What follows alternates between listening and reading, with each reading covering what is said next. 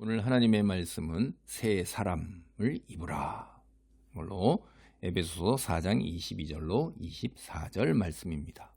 너희는 유혹의 욕심을 따라 썩어져가는 구습을 따르는 옛사람을 벗어버리고 오직 너희의 심령이 새롭게 되어 하나님을 따라 의와 진리의 거룩함으로 지으심을 받은 새 사람을 입으라.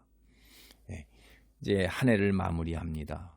우리가 옛사람을 벗어버리고 새 사람을 입으라. 이게 이제 옷의 비유와 같은 거잖아요. 그렇죠? 새 사람을 우리가 옷처럼 입었어요. 그럼 우리는 옛사람이 아니란 말이에요. 새 사람이란 말이에요. 우리가 옷이라는 것이 우리를 본질적으로 완전히 다 바꿔놓은 게 아니죠. 우리의 신분과 우리의 정체성이 이 옷을 통해서 드러나는데 하나님의 백성이다 라고 그러는 그 신분을 하나님께서 이제 우리에게 옷을 덧입힌 거예요. 여러분이 이제 여기 성경을 읽어보면서 이게 성경이 하나님의 말씀이라는 것이, 성경은요 창세기 처음서부터 계시록 끝까지 계속해서 주제가 반복되어 나오는데 그 말들이 연결되어 있어요. 그리고 그 개념이 연결되어 있고 또 이제 이런 것들이 있잖아요. 그 직접 인용하는 것들이 계속해서 그물처럼 시줄 날줄로 연결되어 있어요. 그것이 스며들어 있고 깔려들어 있어요. 그리고 그 어떤 사건이나 이런 것들이 뒷사건에서 암시를 주고 모형으로 뭐 이런 것들로 계속해서 반복되는 거 굉장히 많습니다. 그러니까 성경을 읽어서 깊이 이렇게 자꾸 묵상하게 되고 생각하다 보면 그런 것들이 시줄 날줄처럼 연결돼요. 양파 껍질처럼 계속 까지는 거고, 자기의 수준만큼 성경에서 풍성함을 누리면서 은혜에 눈 떠지고 믿음이 굉장히 견고하고 단단하게 되는 겁니다. 그게 이제 놀라운 성령의 역사지요. 여기도 우리가 새 사람을 입으라 했을 때 여러분은 금방 벌써 이걸 뭐냐면, 하나님께서 아담이 타락했을 때 가죽 옷을 만들어서 입히시잖아요. 옷을 입히신 거예요. 그런 거하고도 벌써 연상이 되는 거고, 여러분 여기서 이제 새 사람이라는 것은 이게 이제 우리 신자를 가리키기도 하고 동시에 중의적으로 예수 그리스도, 그 종말론적인 아담, 그러니까 아담으로 죄가 세상에 들어온 것처럼 그 한 사람으로 말미암아 생명이 이 땅에 들어오는 거예요. 그러니까 그 아담의 후손들은 다 죄로 말미암아 죽죠. 근데 새 아담, 예수 그리스도로 말미암아 예수 그리스도의 그 제자, 후손, 예수 그리스도와 연합한 사람, 새 사람을 입은 사람은 다 생명을 얻게 되는 거예요. 성경이 이렇게 놀라운 걸로 일관된 얘기들을 이제 계속해서 얘기합니다. 이게 유혹의 욕심을 따라, 이게 하는 거면 썩어져가는. 그러니까 여기에서 우리가 우리 육체도 썩지만은 이제 또 세상이 다 썩어져서 불타 없어지고 새로 창조될 그 세상도 연계돼서 가리키고 있는 거고, 우리는 자기 의존적이고 자기 중심적이라고 그래요. 이게 죄라고 그러는 거예요, 성경이. 제가 뒤에서 얘기하는 윤리적인 거, 그거는 이제 생태의 모습에서 드러나는 것도 죄에서의 끝부분에 아주 적은 이야기를 하는 거지, 성경이 죄라는 것은 이렇게 유혹의 욕심을 따르는 거예요. 유혹의 욕심을 따른다는 것은 내 육체, 썩어져갈 육체의 욕구, 자기 중심적으로, 자기 생물학적으로 자기 생존이 우선이고, 그 다음에 자기의 물질, 재물, 쾌락, 명예, 소유, 이런 거를 다 세상의 것에 이제 시선이 꽂혀서 그거 따라가는 거죠. 그걸 따르게 되면 이제 결국은 세상 끝나면 끝나는 거란 말이에요. 근데 우리는 그렇게밖에 몰랐었는데 이제 심령이 새롭게 된 거예요. 영의 눈이 열리고 그리고 들을 걸 듣고 그렇게 된 겁니다. 그건 우리로 말미암은 게 아니에요. 하나님이 뭐라고 그러셨냐면 에스겔서 11장 19절로 20절에 보면 이거 여러분이 외워놓으셔야 되는데, 내가 그들에게 한 마음을 주고 그 속에 새 영을 주며 그 몸에서 돌 같은 마음을 제거하고 살처럼 부드러운 마음을 주어 내 율례를 따르며 내 규례를 지켜 행하게 하리니 그들은 내 백성이 되고 나는 그들의 하나님이 되리라. 여기에 보면 하나님께서 우리에게 한 마음을 주세요. 하나님을 향한 마음을 성경에서 한 마음이라는 건 신약에도 그러고 구약에도 한 마음이라고 벌써 나오잖아요. 뒤에 신약 뒤에 성경하면 한 마음이에요. 하나님을 향한 마음이에요. 오로지 세상을 향한 마음, 또 다른 마음, 두 마음이 아니에요. 그리고 새 영, 여기 새 영이라는 게 성령입니다. 하나님의 영이에요. 그래서 우리가 하나님이 주며 그 다음에 제거하고 새 마음, 부드러운 마음을 주어서 율례를 우리가 따르고 지켜 행하게 하리니 하는 거예요. 이거 다 누가 하셔요? 내가 해요? 하나님이 하시잖아요. 그러니까 우리가 오늘 여기에 옛사람을 벗어버리고 지으심을 받은 새 사람이 된 거는 하나님께서 하신 거예요. 나를 하나님께서 그렇게 하셨기 때문에 내가 새 사람을 입게 된 것입니다. 새 사람을 입은 사람은 어떻게 돼요? 여러분 보세요. 이게 이제 우리가 새 하늘과 새 땅이 열리는 새 창조가 시작이 예수 그리스도가 이 땅에 오심으로 말미암아 시작이 된 겁니다. 부활 승천해서 하나님 나라에 오르셔 보좌 우편에 앉아 계셔서 이제 나라를 다스리기 시작한 그 새 창조가 시작이 돼서 예수님이 다시 오시는 날 재림의 날 새 창조가 완전히 완성이 되는 거예요. 그때 여러분 에베소서 5장의 8절로 9절이 이렇게 얘기해요. 너희가 전에는 어둠이더니 어둠이에요. 어둠. 이제는 주 안에서 빛이라. 빛의 자녀처럼 행하라. 빛의 열매는 모든 착함과 의로움과 진실함에 있느니라. 여기 어둠과 빛이라는 게 바로 뭘 얘기하는 거죠, 여러분? 어둠과 빛이라는 게 여러분 창세기에 보면 1장 1절에 뭐라고 나와요? 태초에 하나님이 천지를 창조하시니라 이렇게 나왔죠. 그 다음에 3절에 보면 하나님이 이르시되 빛이 있으라 하시니 빛이 있었고 빛이 하나님이 보시기에 좋았더라. 하나님이 빛과 어둠을 나누사 하나님이 빛을 낮이라 부르시고 어둠을 밤이라 부르시니라. 여러분 여기 어둠과 빛이 나오죠. 이 어둠이에요. 이게 창세기에 처음에 나온 어둠과 빛. 여러분 이게 창조가 시작되었을 때 하나님께서 제일 먼저 하신 일이 어둠과 빛을 나누신 거예요. 빛을 창조하시면서 빛이 있으라 하셨고, 그러면 새 창조, 예수 그리스도께서 다시 오시는 날 새 창조가 이루어진단 말이에요. 완전하게 옛 하늘과 옛 땅 다 풀어헤쳐서 엎쳐지고 새 하늘과 새 땅을 창조하신단 말이에요.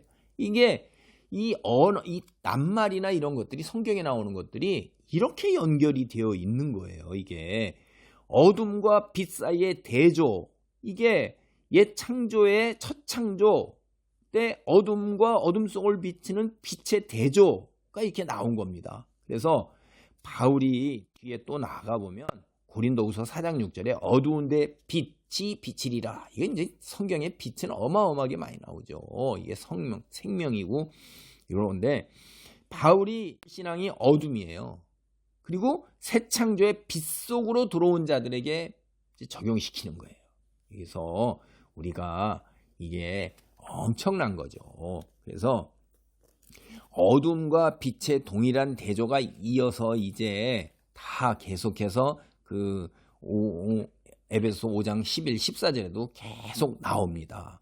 너희는 열매 없는 어둠의 일에 참여하지 말고 도리어 책망하라. 그들이 은밀히 행하는 것들은 말하기도 부끄러운 것들이나. 이게 뭐죠? 은밀히 행하는 것. 온갖 어둠에 속한 것. 여러분 말하기도 부끄러운 것이라.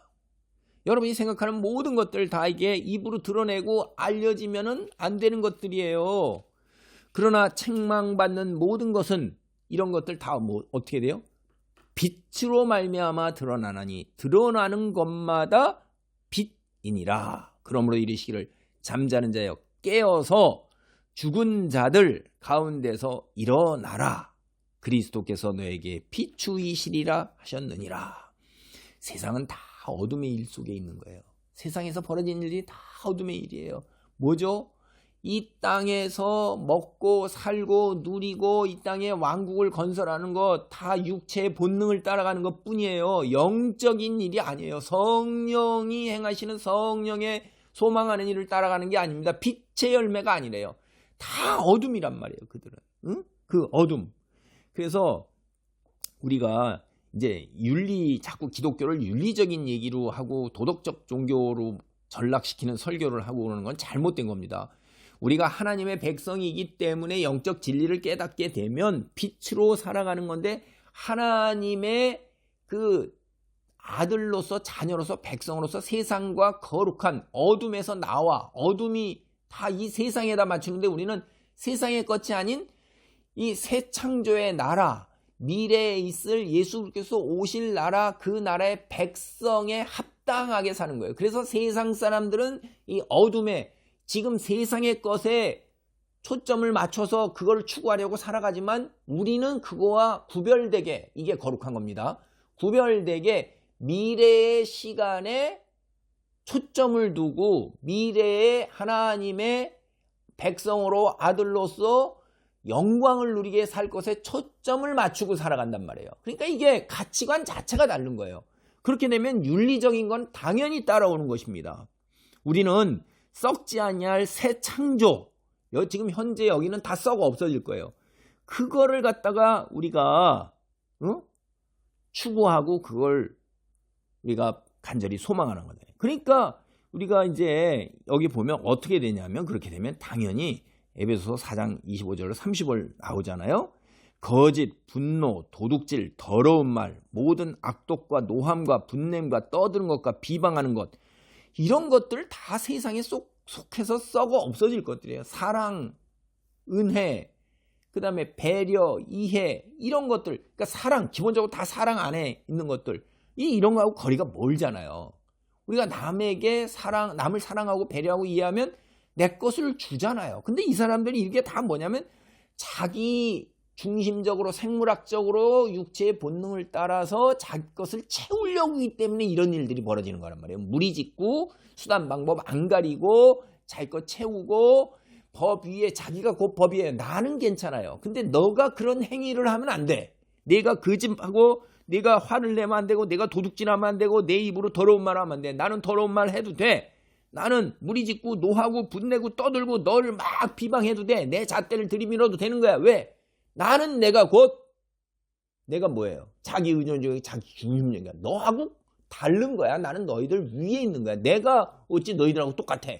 이게 이제 세상의 지배계층의 사람들의 생각이란 말이에요.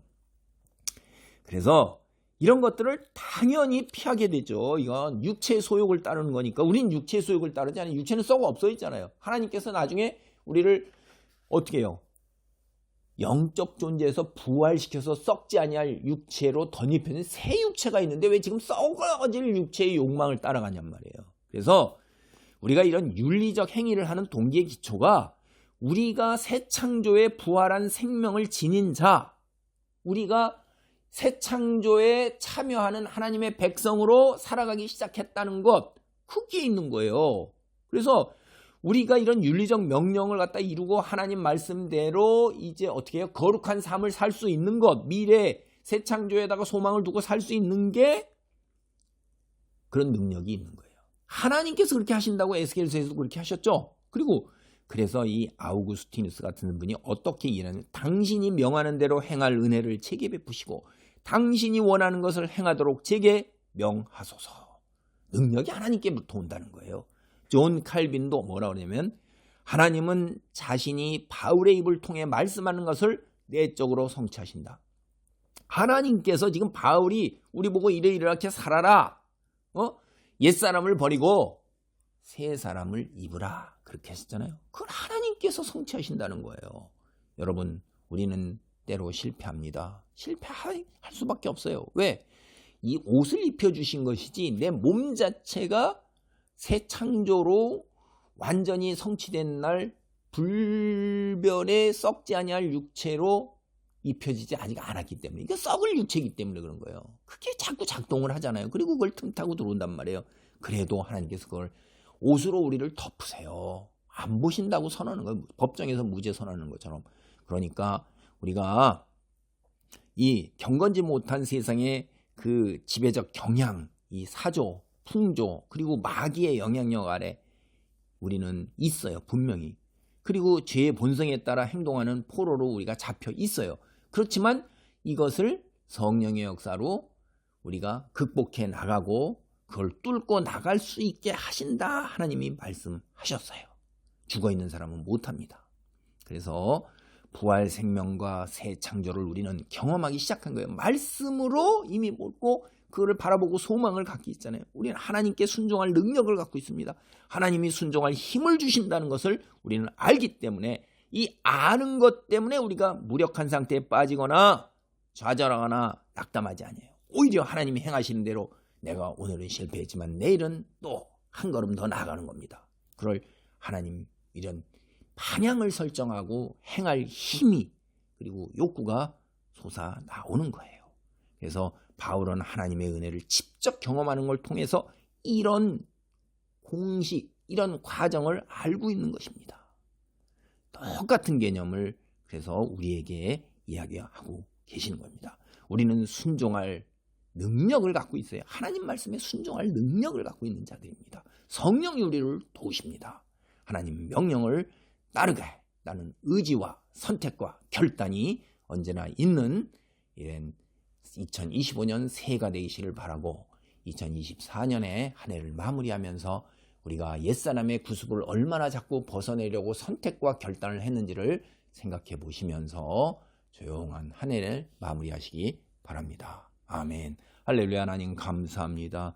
놀라운 부활 생명과 새 창조를 우리가 그리스도 안에서 경험하기 시작했음을 깨닫습니다. 하나님 성경이 놀라운 신의 말씀인 것이 온갖 아버지 하나님이여 이 놀라운 연결과 시줄과 나줄 속에서 놀라운 수준과 깊이가 어마어마함을 아버지 하나님이여 오늘 한층 얇은 것을 보았습니다. 늘 하나님 말씀을 묵상하는 가운데 주께서 주시는 놀라운 새 힘으로 날마다 새 사람을 덧입게 하소서. 예수님의 이름으로 기도하옵나이다. 아멘.